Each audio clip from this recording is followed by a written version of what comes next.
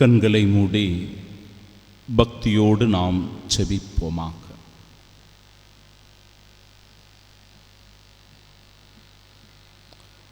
விண்ணையும் மண்ணையும் என்னையும் படைத்த இறைவா, இன்று நான் வாழ வேண்டும் என்பது உம் சித்தமாயிருக்கிறது. ஆசிர்வதியும் அருள் புரியும் ஆண்டவரே, என்னை நன்மைகளால் நிரப்பும் அப்பா. என்னை இன்று உமது கருவியாய் பயன்படுத்தும் ஆண்டவரே. செல்லுகிற இடங்களிலெல்லாம் அன்பை விதைக்கவும், அமைதியை ஏற்படுத்தவும், சமாதானத்தை உண்டாக்கவும், ஒற்றுமையை ஏற்படுத்தவும் ஆண்டவரே இன்று என்னை பயன்படுத்தி அருளும். இந்த தெய்வீக திருப்பலியில் பங்கெடுத்து செபித்துக் கொண்டிருக்கிற ஒவ்வொரு சகோதர சகோதரிகளின் மீதும் உமது அருள் ஆசீர்வாதம் தங்குவதாக. அமைதியின் தூதுவர்களாய் ஒவ்வொருவரும் வாழ ஆண்டவரே ஆசீர்வதித்தருளும். இதோ இன்று எங்களுக்கு வாக்குதத்தமாய் 3 ஆசீர்வாதங்களை கொடுக்கிறீரே, நன்றி ராஜா. அந்த ஆசீர்வாதங்களை பெற்றுக்கொள்ளக்கூடிய தகுதி உடையவர்களாக நாங்கள் ஒவ்வொருவரும் திகழ இந்த மறைவுரையை செவிகளை திறந்து கேட்கவும், உள்ளத்தை திறந்து உள்வாங்கிக் கொள்ளவும், அதை உள்ளத்தில் இதயத்தில் ஆழ பதித்து வாழ்வாக்கவும் வேண்டிய அருளை தரும்படியாக இறைவா உம்மை மன்றாடுகின்றோம். ஆமென்.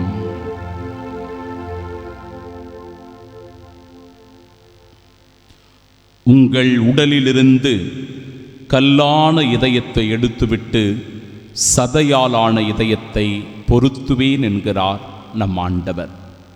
நம் ஆண்டவராகிய இயேசு கிறிஸ்துவின் அன்பும் அருளும் அமைதியும் மகிழ்ச்சியும் உங்கள் அனைவரோடும் இருப்பதாக.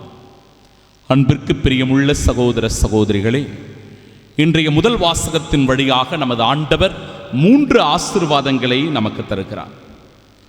முதல் ஆசீர்வாதம் கடவுள் நம்மை தூய்மைப்படுத்துகின்ற ஆசீர்வாதம். எல்லா விதமான அழுக்குகளிலிருந்து அவர் நம்மை தூய்மைப்படுத்துகிறார். எல்லா விதமான காயங்களிலிருந்து அவர் நம்மை குணமாக்குகின்றார்.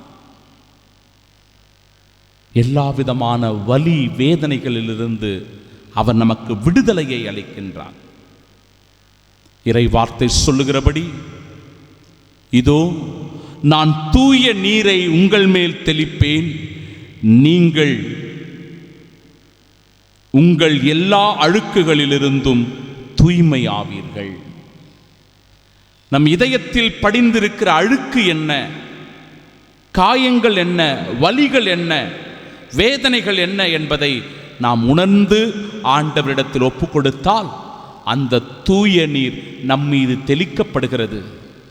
அந்த தூய நீரினால் ஆண்டவர் இன்று நம்மை கழுவுகின்றார், பரிசுத்தமாக்குகின்றார், புனிதமாக்குகின்றார். பிரியமானவர்களே, முதல் ஆசீர்வாதம். இறைவன் நம்மை தூய்மைப்படுத்த நாம் தயாராக இருக்கிறோமா? நம்முடைய அழுக்குகளை, பாவங்களை ஒப்புக் கொடுப்பதற்கு தயாராக இருக்கிறோமா? சிந்திக்கணும். இரண்டாவது, நான் உங்களுக்கு புதிய இதயத்தை அருள்வேன். உங்கள் உடலிலிருந்து கல்லான இருதயத்தை எடுத்துவிட்டு சதையாலான இதயத்தை பொருத்துவேன். நம்முடைய இதயம் ஆண்டவருக்குரிய இதயமாய் மாற, இந்த உள்ளத்தில் ஆண்டவருக்கு முதன்மையான இடத்தை கொடுக்க, இதோ ஆண்டவர் நம் இதயத்தை இன்றைக்கு அருளினாலும் இரக்கத்தினாலும் மன்னிப்பினாலும் நிரப்புகின்றார். பிரியமானவர், இந்த இதயத்தில் பொறாமை குணம், கோப குணம், இந்த இதயத்தில் அழுக்குகள், இந்த இதயத்தில் துயரங்கள் இருக்கிறதென்றால், மன்னிக்க முடியாத காயங்கள் இருக்கிறதென்றால், தீர்க்க முடியாத வலிகள் இருக்கிறதென்றால், பாரமான சுமைகள் இருக்கிறது என்றால் உன் கல்லான இதயத்தை நான் எடுத்து விடுகிறேன், சதையாலான இதயத்தை பொருத்தி புதிய இதயத்தை உனக்கு அருள்கிறேன் என்று சொல்லி ஆண்டவருடைய இரண்டாவது ஆசீர்வாதம் நமக்கு அந்த புதிய இதயத்தை தருகிற ஆசீர்வாதம். புதிய இதயமாய் நம் இதயத்தை மாற்றுகின்றார். மூன்றாவது, என் ஆவியை உங்களுக்குள் புகுத்துவேன் என்கிறார்.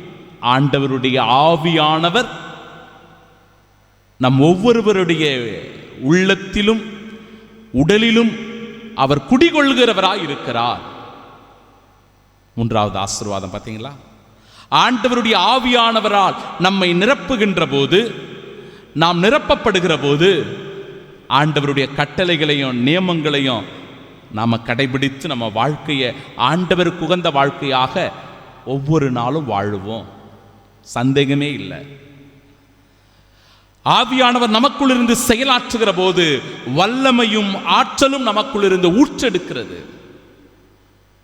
இந்த ஆசீர்வாதத்தை பெறுவதற்கு நாம் தயாராக இருக்கிறோமா? இந்த மூன்று ஆசீர்வாதம், ஒன்று நம்மை தூய்மைப்படுத்துகின்ற ஆசீர்வாதம், புதிய இதயத்தை பெற்றுக்கொள்ளுகிற ஆசீர்வாதம், தூய ஆவியினால் ஆட்கொள்ளப்படுகின்ற ஆசீர்வாதம். நற்செய்தி வாசகத்தில் எப்படி இந்த மூன்று ஆசீர்வாதங்களை இழக்கக்கூடிய மனிதர்களாக நாம் மாறிவிடுகிறோம் என்பதை தெளிவுபடுத்துகிறது இறைவார்த்தை. ஆண்டவர் தன்னுடைய விருந்திற்கு எல்லோரையும் அழைக்கிறார். விருந்திற்கு வாருங்கள், நம் இறைவன் தருகின்ற விருந்திற்கு வாருங்கள் என்று சொல்லி அழைப்பு தருகிற நிலையில் பாருங்க, சாக்கு போக்குகளை சொல்லி அந்த விருந்திற்கு நாம வரதில்லை. அந்த ஆசீர்வாதத்தை நாம் இழந்துடுறோம் சாக்கு போக்கு சொல்லி. இரண்டாவது, தகுதியற்றவர்களாய் நாம் போய்விடுகிறோம். தகுதியற்றவர்களாக மாறி அந்த ஆசீர்வாதத்தை இழந்து விடுகிறோம். மூன்றாவது, நம்முடைய இடத்தில் ஆண்டவர் வேறொருவரை வந்து அமர்த்தி விடுகிறார். ஏன்னா நம்மிடத்தில் தகுதி இல்லை, மனமாற்றம் இல்லை, மனம் மாறக்கூடிய சூழ்நிலையை நாம் உருவாக்குவது கிடையாது. ஆண்டவரிடத்தில் மன்னிப்பு கேட்பதற்கு நாம் முன்வருவது கிடையாது. நம் பாவங்களை ஒப்புக் கொடுப்பதற்கு நாம் முன்வருவது கிடையாது. அதனால் என் அன்பு சகோதர சகோதரிகளே, இந்த ஆசீர்வாதத்தை நாம் இழந்து விடுறோம், தகுதியற்று போகின்றோம். சாக்கு போக்குகளை சொல்லுவதனால வேறொருவருக்கு அந்த ஆசீர்வாதம் கிடைக்கிறது என்று சொல்லுகிறது இன்றைய நாளினுடைய நற்செய்தி வாசகம். இன்றைய நாளினுடைய புனிதர் புனித பெர்னார்டு, அவருடைய வாழ்க்கையிலிருந்து சில நற்பண்புகளை நாம் நம்முடைய வாழ்க்கைக்கு இன்று எடுத்துக்கொள்ள வேண்டும். பிரான்ஸ் நாட்டைச் சேர்ந்தவர், துறவு மடத்து தலைவர், ஒரு மிகச்சிறந்த மறை வல்லுனர். அவர் வாழ்ந்த காலகட்டம் 1090 முதல் 1153 வரை, ஏறக்குறைய 69 ஆண்டுகள் அவர் வாழ்ந்திருக்கிறார். அந்த 69 ஆண்டுகளில் இந்த கடைசி 40 ஆண்டுகள் கடுமையான தவம் புரிந்து ஆண்டவரோடு இணைந்திருக்கக்கூடிய ஒரு நிலையை பெற்றிருந்தாராம் புனித பெர்னார்டு அவர்கள். பிரியமானவர்களே, தாயாம் கத்தோலிக்க திரு அவையில் மிகச்சிறந்த ஒரு மறை வல்லுனராக அவர் பணியாற்றி இருக்கிறார். அவருடைய நூல்கள், அன்னை மரியாளின் மீது கொண்ட பக்தி முயற்சி, அவருடைய கடிதங்கள் எல்லாமே திருச்சபையை ஒழுங்குபடுத்துவதற்கும் திருச்சபையினுடைய விசுவாசங்களை பரப்புவதற்கும் அது பெரும் துணையாக இருந்திருக்கிறது.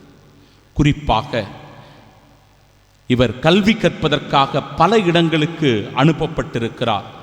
1130வது ஆண்டில் திருச்சபையில் ஏற்பட்டிருந்த அந்த பிளவை சரி செய்வதற்காக இங்கிலாந்தினுடைய அரசர் முதலாம் ஹென்ரியை இவர் சந்தித்து பேசுவதற்காக அனுப்பப்படுகிறார். இத்தாலிய மக்களுடன் திருத்தந்தைக்கு சாதகமான ஒரு உறவையும் பிணைப்பையும் ஏற்படுத்துவதற்கு பல சந்தர்ப்பங்களை இவர் பயன்படுத்தி சமாதான பேச்சுவார்த்தையில் ஈடுபட்டிருக்கிறார். இவருடைய சகோதரர்கள் பல பேரை துறவு மடத்தில் இணைத்து அவர்களும் கிறிஸ்துவின் அனுபவத்தை பெறவும் இறை பணியை செய்யவும் ஊக்குவித்திருக்கிறார். குறிப்பாக இவர் வாழ்ந்த காலகட்டத்தில் பல தப்பறை கொள்கைகள் இருந்த நிலையில் திருத்தந்தைகள் அந்த தப்பறை கொள்கைகளுக்கான சரியான பதிலையும் விசுவாசத்தையும் பரப்பக்கூடிய பணியை இவரிடத்தில் கொடுத்திருக்கிறார்கள். பல சூழ்நிலைகளில் திருத்தந்தையருக்கு மிகச்சிறந்த ஆலோசகராக இந்த புனிதர் திகழ்ந்திருக்கிறார். பிரியமானவர்களே, தன்னுடைய சகோதரர்கள் மற்றுமாக இருக்கிற தோழர்களை எல்லாம் இணைத்து ஏறக்குறைய 31 இளைஞர்களை அவர் இந்த சபையிலே இணைத்து ஆண்டவருடைய நற்செய்தியை பறைசாற்றவும் இறை அனுபவத்தை பெறவும் விசுவாசத்தை நிலைநாட்டவும் பல முயற்சிகளை அவர் மேற்கொண்டிருக்கிறார். ஆம் அன்பிற்குரியவர்களே, இப்பேற்பட்ட புனிதரை நினைவு கூறுகிற இந்த நாளிலும் கூட நாமும் நம்முடைய விசுவாசத்தில் நிலைத்திருக்க வேண்டும். எந்த விதமான தப்பறை கொள்கைகளும் நம்மை அடிமைப்படுத்தாதவாறு இறை விசுவாசத்தில் வேரூன்றி நிற்க வேண்டும். இன்றைக்கு பல தப்பறை கொள்கைகளால் கத்தோலிக்க திருச்சபையிலிருந்து பலர் பிரிந்து போகிறார்கள், விலகி போகிறார்கள், தவறான புரிதலை கொண்டிருக்கிறார்கள். இப்புனிதருடைய பரிந்துரையை வேண்டி ஜெபிப்போம். சரியான விசுவாச பாதையில் பயணித்து நிலையான பாறையாகிய கிறிஸ்துவை உரிமையாக்கிக் கொண்டு நிலை வாழ்விலும் பேரின்பத்திலும் பங்கு பெறுகின்ற பாக்கியம் பெற்றவர்களாய் வாழ இதோ இன்றைக்கு ஆண்டவர் நமக்கு அழைப்பு தருகிறார். செவி கொடுப்போம். கிறிஸ்துவின் சாட்சியாய் இப்புனிதருடைய பரிந்து பேசுதலின் வழியாக வாழ்வோம். ஆமென்.